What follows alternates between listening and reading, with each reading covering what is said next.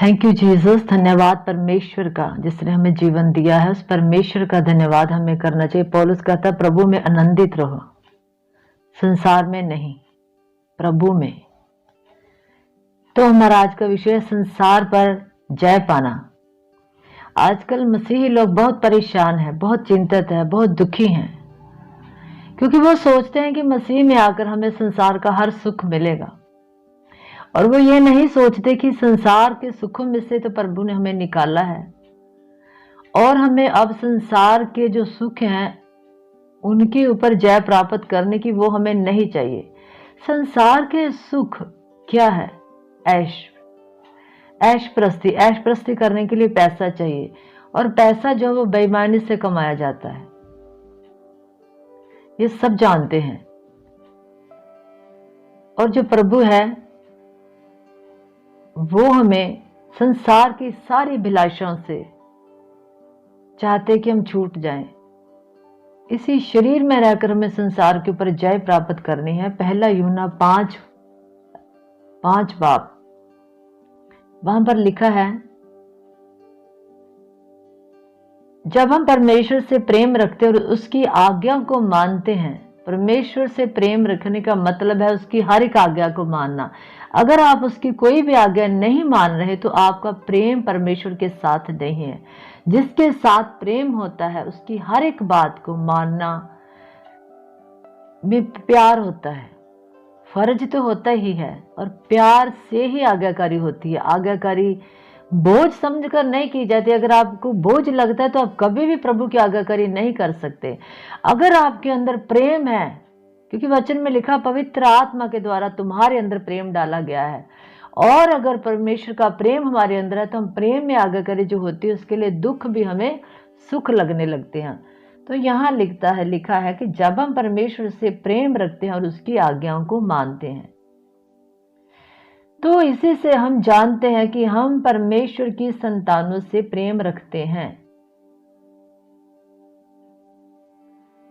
जिसका यह विश्वास है कि यीशु ही मसीह है, वह परमेश्वर से पैदा हुआ है। जो प्रभु यीशु के ऊपर विश्वास करता है वो उसका दोबारा जन्म हुआ है, उसने नया जन्म पाया है पवित्र आत्मा के द्वारा। और जो कोई उत्पन्न करने वाले से प्रेम रखता है वह उससे भी प्रेम रखता है जो उससे उत्पन्न हुआ है। जो उत्पन्न करने वाले से, जिसने उसे पैदा किया है, उससे अगर कोई प्यार करता है तो वह उससे भी प्रेम रखेगा जो उससे उत्पन्न होने का मतलब जो और भी लोग मसीह में है वो उनसे भी प्यार करेगा, जो और भी लोग कलीसिया में है। तो मैं पढ़ रही थी कि जो उससे प्रेम रखते हैं वो उसकी आज्ञाओं को मानते हैं। तो इसी से हम जानते हैं कि हम परमेश्वर की संतानों से प्रेम रखते हैं, जो मसीह में चलते हैं, मसीह के जैसे बनने की सोचते हैं, मसीह के जैसे बनने के लिए वो यत्न करते हैं। उसे कहते हैं मसीह में होना। मसीह का नाम लेकर अपनी मन मर्जियां हम करते हैं, संसार की हर ऐशो आराम में जीवन बिताते हैं, और हम अपने आप को समझाने के लिए कहते हैं कि हम मसीह ही हैं। नहीं मेरे भाइयों, आप गलत हैं। मसीह में होने का मतलब मसीह के जैसे बनना। पौलुस कहता मसीह को पहन लो, जैसा उसका स्वभाव था वैसा ही तुम्हारा स्वभाव होना चाहिए। और आगे लिखा, क्योंकि परमेश्वर से प्रेम रखना यह है कि हम उसकी आज्ञाओं को माने, और उसकी आज्ञा कठिन नहीं है, क्योंकि जो कुछ परमेश्वर से उत्पन्न हुआ है वह संसार के ऊपर जय प्राप्त करता है। जो कुछ का मतलब है हम परमेश्वर से पैदा हुए हैं, जो प्रभु यीशु मसीह पर विश्वास करके उसके वचन को फॉलो करते हैं वो संसार पर विजय प्राप्त करते हैं। लेकिन कैसे? और वह संसार पर जय प्राप्त करता है, वह विजय जिससे संसार पर जय प्राप्त होती है वह जीत अभिलाषाओं के ऊपर, आंखों के ऊपर, शरीर की अभिलाषा के ऊपर, जीविका के घमंड के ऊपर, आंखों की अभिलाषाओं के ऊपर। अब मेरे प्यारे भाई बहनों, मैं वो बताने के लिए जा रही हूँ जिससे आपको लगेगा कि हाँ, इससे आप जय प्राप्त कर सकते हैं। वो है मेरा और आपका विश्वास। यहाँ लिखा हमारा विश्वास है। संसार पर जय पाने वाला कौन है? संसार कौन है? संसार पता आपको किसे कहा गया? शैतान को। इस धरती के ऊपर शैतान का राज्य है। और शैतान को अगर आपने देखना है ना, वो आपको दो सिंगों वाला, जैसे सुना होगा कहानी में कि उसके दो सिंग होते हैं और उसका काला सा रंग होता है। लेकिन शैतान ऐसा नहीं। अगर आपने शैतान को देखना है ना, इंसान में देख सकते हो, इंसान की स्वभाव में आप देख सकते हो उसको। तो परमेश्वर को भी देखना है ना आप, तो वो भी आप परमेश्वर को देखने के लिए इंसान के स्वभाव में ही देखोगे। जिस तरह से हम चेलों को देखते थे, चेलों को देखा आपने, चेलों के अंदर परमेश्वर का स्वभाव था और वे हर काम परमेश्वर के अनुसार ही उसको फॉलो करके करते थे। तो यहाँ पर लिखा, हमारा संसार पर जय पाने वाला कौन है? केवल वह जिसका ये विश्वास है, केवल वह कि यीशु ही परमेश्वर का पुत्र है। और जब ये विश्वास कर लेता है, तो विश्वास में एक चीज मैंने आपको और भी बताई है, केवल विश्वास ही नहीं, विश्वास जो है वो दुष्ट आत्माएं भी करती है कि यीशु मसीह परमेश्वर का पुत्र है, उन्हें भी पता है। लेकिन अभी जो मैंने आपको बताया कि जो उससे प्रेम रखता है, उसकी आज्ञा को मानता है और उसकी आज्ञा कठिन नहीं। सबसे पहली आज्ञा और मुख्य, पूरे मन से, प्राण से, बुद्धि से और शक्ति से परमेश्वर को प्रेम करना और अपने पड़ोसी को अपने समान प्रेम करना। अपना पड़ोसी कौन है? मसीही भाई बहन, कलीसिया के लोग, पूरी दुनिया में कोई भी आपको मसीही गरीब दरिद्र नजर आता है, दिखता तो आप उस पर अपनी दया करते, तरस, आपका मन तरस से भर जाता उसके लिए, जिसके पास कुछ भी नहीं है, ना कपड़ा है, ना घर है, ना खाने के लिए कुछ है। जिसके पास है, मैं उसकी बात नहीं कर रही, जिसके पास कुछ भी नहीं, अपने पड़ोसी को अपने समान प्रेम करना, अपने पड़ोसी की बुराई नहीं करना, चुगली नहीं करना, निंदा नहीं करना। जिन्हें हम नहीं जानते उन्हें भी, कई बार हम जिन्हें जानते हैं ना, वचन में लिखा जिन्हें हम जानते हैं उन्हें तो हमने प्यार करना ही। जो हमारे भाई बहन हैं, जो हमारे रिश्तेदार हैं, जिनके साथ हमारा संबंध है, उनको तो हम प्यार कर, वो प्यार नहीं यीशु मसीह ने कहा, जिनको हम नहीं जानते उन्हें जब हम प्यार करते हैं, वो हमारे पड़ोसी हैं। ये दो आज्ञाएं परमेश्वर ने दी हैं, मुख्य आज्ञा। और उसके बाद बाइबल में और भी बहुत सारी आज्ञाएं हैं। और विश्वास, आपका अगर विश्वास मजबूत है, महान विश्वास है, आपको अपने आप को जांचो और परखो। पौलुस कहता है कि मैं अपने आप को जांचता हूं और परखता हूं कि मैं विश्वास में हूं कि नहीं। वो कहता है दूसरों को नहीं जांचना कि वो विश्वास में है कि नहीं, वो कहता है कि अपने आप को जांचो कि आप विश्वास में है कि नहीं। वो ये कहता है कि जांचो अपने आप को वचन के साथ तुलना करो कि आप विश्वास में हैं। विश्वास का मतलब होता है कि आप जो प्रभु ने कहा आप वो सब कुछ कर रहे हैं। अगर आप वो नहीं कर रहे हैं तो आप कपटी हैं, कपटी विश्वास है आपका। अगर आप आज्ञाकारी नहीं कर रहे हैं तो आप कपटी विश्वास में जी रहे हैं। आप केवल दूसरों को और अपने आप को दिखाने के लिए विश्वास कर रहे हैं। तो प्रभु का वचन यही मैंने आज आपको बताना था कि अगर आप संसार पर विजय पाना चाहते हो, वो विश्वास आपको कहां से आएगा? वो विश्वास आपको वचन से आएगा। जब आप वचन को फॉलो करते हैं, वचन को सुनने से हमें विश्वास आता है। लेकिन विश्वास मजबूत कैसे करना है? महान विश्वास में अगर आना है तो आप वचन को मानना शुरू कीजिए। जब हम उसकी आज्ञाओं को मानते हैं, जो उसको पसंद है वही करते हैं, तो हम विश्वास में विजयी होते हैं।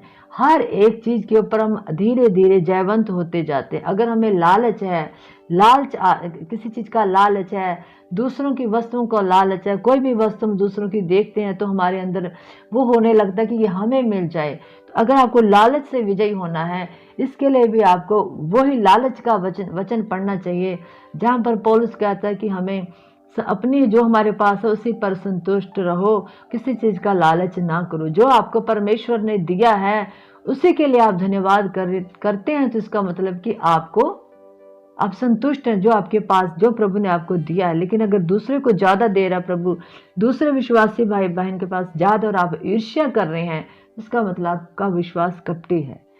तो अगर आपको महान विश्वास में रहना है, जिस तरह एक बार यीशु मसीह ने चेलों को कहा था, हे अल्प विश्वासियों, क्या अल्प विश्वासी, कि उनको विश्वास नहीं था कि प्रभु हमारे साथ है, और उन्होंने सोचा जब आंधी आई तो कहीं हम डूब ना जाए। उन्होंने जल्दी से प्रभु को उठाया कि प्रभु हमें बचाए। लेकिन प्रभु उन्होंने, आपको पता प्रभु उन्होंने क्या कहा? अल्प विश्वासियों।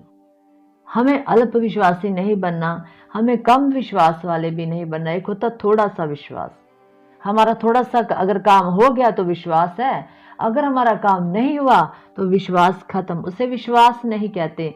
हमारी प्रार्थना सुनी जा रही है या नहीं जा रही, आपका जो विश्वास है हमेशा प्रभु के ऊपर परिपूर्ण होना चाहिए। पूरे मन, आपको परमेश्वर को अपने पूरे मन का विश्वास चाहिए। क्या आप फिर ही आप जयवंत हो सकते हैं। अगर आपके हालात सही नहीं है, अगर आपके घर में जिस तरह आप चाहते वैसे नहीं हो रहा, अगर आपके बच्चे आज्ञाकारी नहीं करते, फिर भी आप परमेश्वर की आज्ञाकारी में बने हुए हैं, फिर भी आप कष्टों में और दुखों में आज्ञाकारी कर रहे हैं, फिर भी आप दुखों में प्रभु की स्तुति कर रहे हैं, इसे कहते हैं मजबूत और महान विश्वास।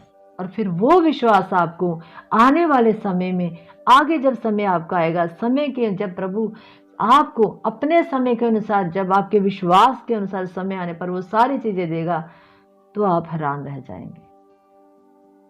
तो मेरे प्यारे भाई बहनों, विश्वास में आज्ञाकारी, दुखों में भी आज्ञाकारी, हर हालातों में आज्ञाकारी करनी है, और परमेश्वर की स्तुति करते रहना, और बाइबल को पढ़कर उस पर चलना जरूरी है। परमेश्वर आपको आशीष दे। आमीन।